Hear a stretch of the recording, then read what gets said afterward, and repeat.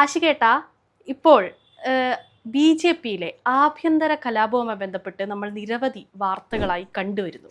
അതിൽ പ്രധാനമായിട്ടും ഈ തെരഞ്ഞെടുപ്പിന് മുന്നോടിയായി അവർക്ക് കിട്ടിയ തുക മുഴുവനും അട്ടിമറിച്ചു എന്നതായിരുന്നു. ഇതിൽ രാജീവ് ചന്ദ്രശേഖർ നാട്ടിൽ വന്നിട്ടും ഇപ്പോൾ മിണ്ടാട്ടമില്ല എന്നതാണ് ഇപ്പോൾ റീസെൻ്റായി നമുക്ക് കിട്ടുന്ന വാർത്ത. ഇതിൽ യാതൊരു വിധത്തിലും പ്രതികരിക്കാനായി രാജീവ് ചന്ദ്രശേഖർ തയ്യാറാവുന്നില്ല എന്നതിനപ്പുറത്തേക്ക് ഈ ആരോപണ വിധേയർക്കെതിരെ ഒരു നടപടിയും സ്വീകരിക്കാൻ അവർ തയ്യാറാവുന്നില്ല. എന്താണ് അതിനെപ്പറ്റി? രാജീവ് ചന്ദ്രശേഖറിന് മിണ്ടാട്ടം വയ്യേ. പക്ഷെ കഴിഞ്ഞ ദിവസം KPCC ആസ്ഥാനത്തേക്ക് സമരം നടത്തിയപ്പോൾ അദ്ദേഹം മോദി സ്തുതി പാടിയതും അല്ലെങ്കിൽ കോൺഗ്രസിനെ രാജ്യദ്രോഹികളൊക്കെ ആക്കിയപ്പോൾ അദ്ദേഹത്തിന് നല്ല വായിസ് സൗണ്ട് ഉണ്ടായിരുന്നല്ലോ, അദ്ദേഹത്തിന് നല്ല സൗണ്ട് ഉണ്ടായിരുന്നല്ലോ. പക്ഷെ ഈ കാര്യത്തിൽ ചോദിച്ചാൽ മാത്രം എന്താ അദ്ദേഹത്തിന് ശബ്ദമില്ലാത്തത്? അദ്ദേഹത്തിന്റെ നാവിറങ്ങിപ്പോയത് എപ്പോഴാ? അത് മാത്രമല്ല, ഇപ്പോൾ കൃഷ്ണേന്ദു പറഞ്ഞിരുന്നു ഫണ്ട് അട്ടിമറിച്ചു. ഫണ്ട് അട്ടിമറിച്ചതല്ല, കൈയിട്ട് വാരിയതാണ്, അടിച്ചു മാറ്റിയതാണ്, പണം അടിച്ചു മാറ്റിയതാണ്. 1-2 രൂപയല്ല, കോടിക്കണക്കിന് രൂപകളാണ് അടിച്ചു മാറ്റിയത്. ഈ BJPയുടെ കേരളത്തിലെ ഓരോ ജില്ലകളിലെ ജില്ലാ കമ്മിറ്റി ഓഫീസുകളിലും കോടിക്കണക്കിന് രൂപയുടെ കള്ളപ്പണം ചാക്ക് കണക്കിന് കൊണ്ടുപോയി അട്ടിമറിച്ചത് അല്ലെങ്കിൽ കൊണ്ട് വിതരണം ചെയ്തത് അത് അവിടുത്തെ ജില്ലാ കമ്മിറ്റിയിലെ അംഗങ്ങൾ മുതൽ, അതെ, ജില്ലാ കമ്മിറ്റി അംഗങ്ങൾ മുതൽ സാധാരണ പഞ്ചായത്ത് അംഗങ്ങൾ വരെ അടിച്ചു മാറ്റിയ ചരിത്രമാണ്. അത് ആ ഒരു ശരിക്കും പറയാം ഇതൊരു മണി ഹീസ്റ്റ് ആണ്. ഇതിപ്പോ മണി ഹേസ്റ്റ് അത് നമ്മുടെ ഒരു സ്പാനിഷ് സീരീസ് ഉണ്ടായിരുന്നു. പക്ഷെ ഇത് BJP ഫണ്ട് ഹേസ്റ്റ് ആണ്. അത് ഇവർക്ക് ജയിക്കാൻ വേണ്ടി കേന്ദ്രം നൽകിയ ഫണ്ട് ഇവർ തന്നെ അടിച്ചു മാറ്റി ഇവർ തന്നെ പരാജയപ്പെട്ടിരിക്കുന്ന ഒരു അവസ്ഥ.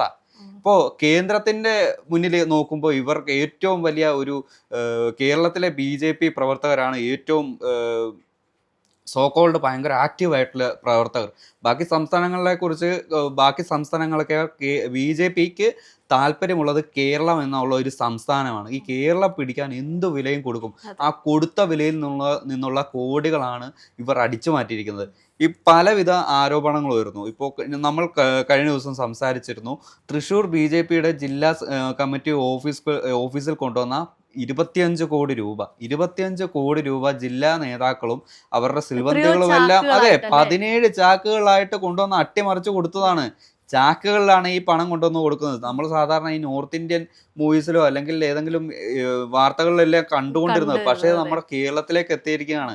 അപ്പോൾ ഈ ഒരു ഫണ്ട് അടിച്ചു മാറ്റിയതിൽ ഏറ്റവും പ്രധാനമായിട്ടും സംസാരിച്ചത് അവിടുത്തെ ഓഫീസ് സെക്രട്ടറി തന്നെയാണ്. അതെ, അത് മാത്രമല്ല, അതിൽ മറ്റൊരു വേർഷന് ഇതുണ്ടാവും. കാരണം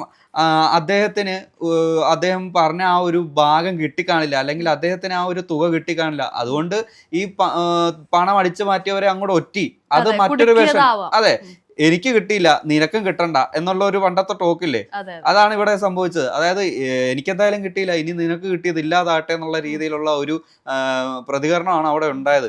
അത് മാത്രമല്ല, ഇതിനെല്ലാത്തിനും അക്കൗണ്ടബിലിറ്റി എന്നുള്ള ഒരു കാര്യം, അത് ശരിക്കും പറഞ്ഞാൽ നമ്മുടെ രാജീവ് ചന്ദ്രശേഖർ BJPയുടെ സംസ്ഥാന അധ്യക്ഷൻ, ഈ ലോകത്ത് നടക്കുന്ന എല്ലാ കാര്യത്തിലും അഭിപ്രായം പറയുന്ന ഈ ഒരു സംസ്ഥാന അധ്യക്ഷന് സ്വന്തം പാർട്ടിയിൽ അല്ലെങ്കിൽ ഈ കേരളത്തിലേക്ക് കൊണ്ടുവന്ന കോടിക്കണക്കിന് രൂപയുടെ BJPക്ക് വേണ്ടി ഉണ്ടായിരുന്ന ഫണ്ട്, ആ BJPക്ക് കൊണ്ടുവന്നിരുന്ന ഫണ്ട് സ്വന്തം പാർട്ടിയിലെ ആൾക്കാർ തന്നെ അടിച്ചു മാറ്റിയതിൽ യാതൊരുവിധ ഉത്തരവുമില്ല, അല്ലെങ്കിൽ അതിനെക്കുറിച്ച് യാതൊരുവിധ അഭിപ്രായവുമില്ല. ഇത് തന്നെയല്ലേ ഏറ്റവും വലിയൊരു കഴിവുകേട്. അതുപോലെ തന്നെ ഇതിൽ ഇപ്പം നമ്മൾ ചർച്ച ചെയ്തൊരു വിഷയമാണ് KPCC ആസ്ഥാനത്തേക്ക് BJP നടത്തിയിട്ടുണ്ടായിരുന്ന സമരം, അവരുടെ ശക്തി കാണിക്കാൻ വേണ്ടി. അതിൽ അവർ പറയുന്നത് പ്രധാനമന്ത്രിയുടെ വീടിന് മുൻപിൽ കലാപം ആഹ്വാനം ചെയ്തിട്ടാണ് ഇവരൊക്കെ അവിടെ പ്രതിഷേധിച്ചത് എന്നാണ്. ആ സമയത്തൊക്കെ വളരെ ശക്തനായി കരുത്ത് കാണിച്ച രാജീവ് ചന്ദ്രശേഖരാണ് സ്വന്തം പാർട്ടിയിൽ ഇത്തരം കാര്യങ്ങളിലൊന്നും ചർച്ച ചെയ്യാത്തത്. അതിൽ അദ്ദേഹം പ്രധാനമായിട്ടും കോർ കമ്മിറ്റി യോഗം വിളിക്കാൻ പോലും തയ്യാറായിട്ടില്ല. അതിൽ ഈ BJPയിലെ നേതാക്കൾ വിചാരിച്ചിരുന്നത് ഇദ്ദേഹം മടങ്ങി വരുമ്പോഴത്തേക്കും ഇതിലൊരു തീരുമാനമുണ്ടാവും. കാരണം നിരവധിയായിട്ടുള്ള പരാതികളാണ് BJP നേതാക്കൾ തന്നെ ഈ രാജീവ് ചന്ദ്രശേഖർക്ക് നൽകിയിട്ടുള്ളത്. ഈ പരാതികളുടെ അടിസ്ഥാനത്തിൽ ഒരു തീരുമാനം എടുക്കാനോ ഒന്നും ഇവർ തയ്യാറായിട്ടില്ല. ഇവരുടെ ആഭ്യന്തര കലാപത്തിനുള്ള ഒരു മൂല കാരണമായിട്ട് ഈ ഫണ്ട് തട്ടിപ്പ് മാറിയിട്ടുണ്ട്. ഇതിൽ ഇലക്ഷൻ സമയത്തുൾപ്പെടെ ശ്രദ്ധിക്കേണ്ട ഒരു കാര്യം, 12 കോടിയുടെ കണക്കിൽ വ്യക്തതയില്ല എന്നുള്ളൊരു പ്രധാനപ്പെട്ട ആരോപണം വന്നിട്ടുണ്ട്. അതുപോലെ ഈ പ്രചരണ സാമഗ്രികളുണ്ടല്ലോ, ഈ കൊടി, ഫ്ലെക്സ്, ബാനർ തുടങ്ങിയ അതിൽ വില പെരുപ്പിച്ച് കാണിച്ചു. അതുപോലെ കഴിഞ്ഞ നമ്മൾ കുറച്ചായി കേട്ടിരുന്ന വാർത്തയാണ് GST ഉൾപ്പെടെ ഒരു കടയുടെ GST നമ്പർ ആ ബാനറിൽ ഉണ്ടായിരുന്നു. അത് ഉപയോഗിച്ചുകൊണ്ട് ആ കടക്കാരൻ അറിഞ്ഞിട്ടില്ല, ആ ബാനറിൽ ഉണ്ടായിരുന്ന GST നമ്പർ ഉപയോഗിച്ചുകൊണ്ട് വെട്ടിപ്പ് നടത്തി. ഇങ്ങനെ നമ്മൾ അത്ര കേരളത്തിൽ പ്രത്യേകിച്ച് കേട്ടുകേൾവിയില്ലാത്ത സംഭവങ്ങളിലേക്ക് BJP കടന്നിരിക്കുകയാണ്. പക്ഷെ അവരുടെ പ്രധാനപ്പെട്ട ലക്ഷ്യം കേരളം പിടിക്കുക, കേരളത്തിൽ അങ്ങോളം ഇങ്ങോളം താമര വിരിയിപ്പിക്കുക എന്നതാണ്.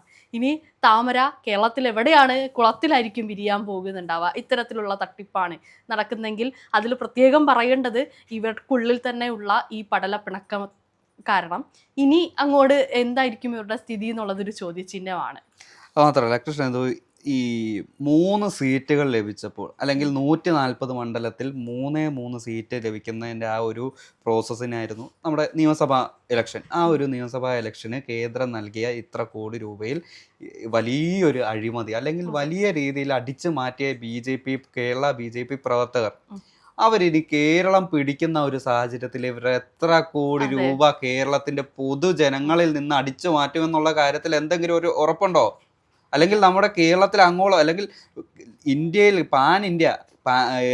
ഇന്ത്യയിൽ അങ്ങോളം ഇങ്ങോളം നടക്കുന്ന സ്കാമുകളുണ്ടല്ലോ, ഈ സ്കാമുകൾ അല്ലെങ്കിൽ ഓരോ ഫണ്ട് തിരിമറി അല്ലെങ്കിൽ അതുപോലുള്ള അഴിമതി കേസുകളിലെല്ലാം ഏറ്റവും കൂടുതൽ ഇൻവോൾവ് ആയിരിക്കുന്ന ആരാന്നറിയോ? ഇതുപോലുള്ള മുതിർന്ന നേതാക്കളാണ്. പക്ഷെ അവർക്കൊന്നും അല്ലെങ്കിൽ അവരൊന്നും ആരോടും ഉത്തരം പറയുകയോ അല്ലെങ്കിൽ അവർക്ക് വേണ്ടി ചോദിക്കാനോ പറയാനോ ഈ BJPയോ അല്ലെങ്കിൽ കേന്ദ്ര നേതൃത്വമോ ഒന്നും തയ്യാറാവുന്നില്ല. കാരണം ഇവരിലേക്ക് ഒരു തുക എത്തുന്നുണ്ട് അല്ലെങ്കിൽ ഇവരിലേക്ക് ഒരു ഭാഗം എത്തുന്നുണ്ട്. ഇപ്പോൾ രാജീവ് ചന്ദ്രശേഖരൻ്റെ കാര്യം തന്നെ എടുത്തു നോക്കൂ. അല്ലെങ്കിൽ ഈ നിയമത്ത് ഇദ്ദേഹം ജയിക്കുമെന്നുള്ള കാര്യത്തിൽ യാതൊരു വിധ ഉറപ്പും ഉണ്ടായിരുന്നില്ല. പക്ഷെ അദ്ദേഹം അവിടെ ജയിച്ചിരുന്നു. അദ്ദേഹത്തിന് അവിടെ ജനസമ്മതി ഉണ്ടായിരുന്നു.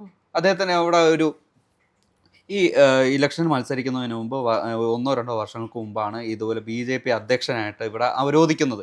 അപ്പോൾ ആ ഒരു സമയത്ത് മാത്രമാണ് രാജീവ് ചന്ദ്രശേഖർ എന്നുള്ളൊരു വ്യക്തിയെ കേരളം തന്നെ മൊത്തത്തിൽ അറിയുന്നത്. BJPക്കാർക്ക് മുമ്പ് അറിയുമായിരിക്കും, പക്ഷെ കേരളത്തിലെ ജനങ്ങൾക്ക് അതെ സുപരിചിതനായിരുന്നില്ല. അല്ല, അദ്ദേഹം ഒരു ബിസിനസ് മാഗ്നറ്റ് ആയിരുന്നു. അതുമാത്രമല്ല ഒരു കേന്ദ്രത്തിൽ നിന്നുള്ള ഒരു കേന്ദ്ര വ്യക്തിയെ, കേന്ദ്ര പ്രതിനിധി കൂടിയായിരുന്നു. അതെല്ലാം കവിഞ്ഞ് മറ്റൊരു സവിശേഷതയുണ്ടോ എന്ന് മലയാളിക്ക് അറിയില്ലായിരുന്നു. അപ്പോൾ ആരാണ് ഈ രാജീവ് ചന്ദ്രശേഖർ? ഈ ഒരു തിരുവനന്തപുരത്ത് ഇദ്ദേഹത്തിന് എന്ത് ഹോൾഡ് കാണിച്ചിട്ടാണ് നിയമത്തിൽ ഇത്ര ഭൂരിപക്ഷത്തിൽ ജയിച്ചത് എന്നുള്ള കാര്യത്തിൽ അവിടെ ഒരു മാജിക് സംഭവിച്ചതാണ്. ആ മാജിക്കിന് കാരണം അല്ലെങ്കിൽ അതിന് മൂല കാരണം എന്ന് പറയുന്നത് നമ്മൾ ഈ ചൂണ്ടിക്കാണിക്കുന്ന ഫണ്ടാണ്. കേന്ദ്രത്തിൽ നിന്നും കേരള BJPക്ക് കൊണ്ടുവന്ന ആ ഒരു ഫണ്ട് വലിയ രീതിയിൽ അട്ടിമറിഞ്ഞ് ഒഴുകിയതിൻ്റെ ഫലമാണ് ഇപ്പോൾ നിയമസഭയിൽ ഇരിക്കുന്ന രാജീവ് ചന്ദ്രശേഖർ. അപ്പോൾ ഈ ഇലക്ഷൻ്റെ സമയത്ത് ഈ ശിവൻകുട്ടി മുൻ MLA അദ്ദേഹം അല്ലെങ്കിൽ മുൻ മന്ത്രി അദ്ദേഹം പറയുകയുണ്ടായി, ഈ ഒരു സമയത്ത് ഇലക്ഷൻ പ്രചരണ സമയത്ത് ഇവിടെ സ്ഥലപരിചിതമില്ലാത്ത അല്ലെങ്കിൽ മറ്റ് സംസ്ഥാനങ്ങളിലെ രജിസ്ട്രേഷനുള്ള വാഹനങ്ങളുടെ കടന്നുവരവ് അധികം കൂടുതലായിരുന്നു. ആ സമയത്ത് ഇതുപോലുള്ള അധികാരികൾ ഉണർന്നിരുന്നെങ്കിൽ ഇതുപോലെ വലിയൊരു കുത്തൊഴുക്ക് മറ്റ് സംസ്ഥാനങ്ങളിൽ നിന്ന് ഈ BJPക്ക് വരുന്ന ഈ ഫണ്ട് ഉണ്ടായിരുന്നില്ല. അപ്പോൾ ഫണ്ട് തടയാൻ പറ്റിയില്ല. എന്തായാലും കേരളത്തിലേക്ക് അത് എത്തിയതെല്ലാവരും പോക്കറ്റിലേക്കാക്കി, BJP നേതാക്കളെല്ലാം പോക്കറ്റിലേക്കാക്കി. ഇത് കഴിഞ്ഞ് ഫണ്ട് കിട്ടിക്കഴിഞ്ഞുള്ള കാര്യമാണ് ഏറ്റവും വലിയ രസകരം. അതായത് കുറച്ച് പേർ വാഹനങ്ങൾ വാങ്ങിച്ചു, കുറച്ച് പേർ ബാങ്കിലുണ്ടായിരുന്ന ലോൺ അടച്ചു, വീട് വെച്ചു, അതുപോലുള്ള പല കാര്യങ്ങളും തങ്ങൾക്ക് വേണ്ടിയുള്ള എല്ലാ പേഴ്സണൽ കാര്യങ്ങളും എല്ലാം ചെയ്തു. ഒരു BJP പ്രവർത്തനം ഉണ്ടല്ലോ, സ്വന്തം ലോണ് 38 ലക്ഷം രൂപ ഒറ്റ അടവിൽ സിംഗിൾ പേയ്മെന്റ് അടച്ചു തീർത്ത്. 38 ലക്ഷം രൂപയാണ് ഒറ്റ സിംഗിൾ പേയ്മെന്റിൽ അടച്ചു തീർത്ത്. അദ്ദേഹത്തിന് എവിടെ നിന്ന് കിട്ടി പണം? അപ്പോൾ കള്ളനാര് അല്ലെങ്കിൽ കള്ളന്മാര് കപ്പലിൽ തന്നെ ഉണ്ടെന്ന് രാജീവ് ചന്ദ്രശേഖരന് അറിയാം. പക്ഷെ രാജീവ് ചന്ദ്രശേഖരന് പറയാൻ കഴിയില്ല. കാരണം അദ്ദേഹത്തിന്റെ കയ്യിലും ഇതുപോലൊരു കട്ടതിന്റെ ഒരു തൂവൽ തലയിലുണ്ട്. അപ്പോൾ അതുകൊണ്ട് അദ്ദേഹത്തിന് മിണ്ടാൻ കഴിയില്ല. ഇപ്പോൾ കട്ടവർക്കെതിരെ അദ്ദേഹം നടപടി എടുക്കുകയാണ്. പ്രത്യേകം പറയുകയാണ്, ഇപ്പോൾ നിങ്ങൾക്ക് എത്ര കോടി കിട്ടിയെന്ന് BJP നേതാക്കൾ രാജീവ് ചന്ദ്രശേഖരനോട് ചോദിക്കുകയാണ്. അപ്പോൾ പിന്നെ എനിക്കൊന്നും കിട്ടിയില്ല, എൻ്റെ സ്വന്തം അധ്വാനം വെച്ചാണെന്ന് പറഞ്ഞാൽ ഇത് വിശ്വസിക്കാൻ വേണ്ടി BJPയിൽ കുറച്ചെങ്കിലും ബോധമുള്ളവന്മാരുണ്ടാവൂലേ. അപ്പോൾ ഇതുപോലുള്ള ചിലവുകളൊന്നും ഈ കേരളത്തിലും അല്ലെങ്കിൽ BJPക്കാരുടെ ഇടയിലും നടക്കില്ല എന്ന് അറിയുന്നതുകൊണ്ടാണ് ഈ തുടർന്ന് വരുന്ന മൗനവും അല്ലെങ്കിൽ ഇതുപോലെ ചോദ്യങ്ങൾ ചോദിക്കുന്നതിൽ നിന്ന് സ്കിപ്പായി മറ്റു രീതിയിലേക്ക് പോകുന്ന പ്രവണതയും. എന്താണെങ്കിലും BJP സ്വയം അവകാശപ്പെടുന്നത് അഴിമതി ഇല്ലാത്തൊരു പാർട്ടി എന്നാണ് സ്വയം അവകാശപ്പെടുന്നത്. ബാക്കി സംഭവങ്ങൾ ഇപ്പോൾ ശബരിമല വിഷയവുമായി ബന്ധപ്പെട്ടാണെങ്കിലും എന്താ CMR ലെക്സാലോജിക് ബന്ധപ്പെട്ട വിഷയത്തിലൊക്കെ തന്നെയും വാതോരാതെ സംസാരിക്കുന്ന BJPയെ മിണ്ടാട്ടം മുട്ടിക്കുന്ന രീതിയിലേക്ക് ഈ ആഭ്യന്തര പടലപ്പടക്കം മാറിയിട്ടുണ്ട്. ഇനി വരും ദിവസങ്ങളിൽ രാജീവ് ചന്ദ്രശേഖരൻ്റെ പ്രതികരണം അല്ലെങ്കിൽ നടപടികൾ, അവരുടെ പാർട്ടിയിൽ തന്നെ നടപടികൾ ഉണ്ടാവുമോ എന്നൊക്കെ ഉള്ളത്, അതിലും നടപടികളുടെ കാര്യത്തിലൊന്നും ഇപ്പോഴും ഒരു വ്യക്തതയൊന്നും വന്നിട്ടില്ല. ഇതിൽ ആരോപണ വിധേയരായവർക്കെതിരെ പാർട്ടിയിൽ സ്ഥാനങ്ങളിൽ നിന്ന് മാറ്റിയിട്ടുണ്ടോ എന്നുള്ളതൊക്കെ അവരുടെ ആഭ്യന്തര കാര്യങ്ങളാണ്. ഇതിലൊന്നും തന്നെ ഒരു വ്യക്തതയും വന്നിട്ടില്ല. എന്താണെങ്കിലും പല നേതാക്കൾ, ഇപ്പോൾ ഓഫീസ് സെക്രട്ടറിമാരെ പോലെയുള്ളവരൊക്കെ തുറന്ന് പറയാൻ തുടങ്ങിയിട്ടുണ്ട്. പണച്ചാക്കളുടെ കുത്തൊഴുക്കൊക്കെ അവർ പറയാൻ തുടങ്ങിയിട്ടുണ്ട്. ഇനി എന്തായിരിക്കും മുന്നോട്ടുള്ള പ്രതികരണം എന്നൊക്കെ ഉള്ളത് നമുക്ക് നോക്കിക്കാണേണ്ട കാര്യമാണ്.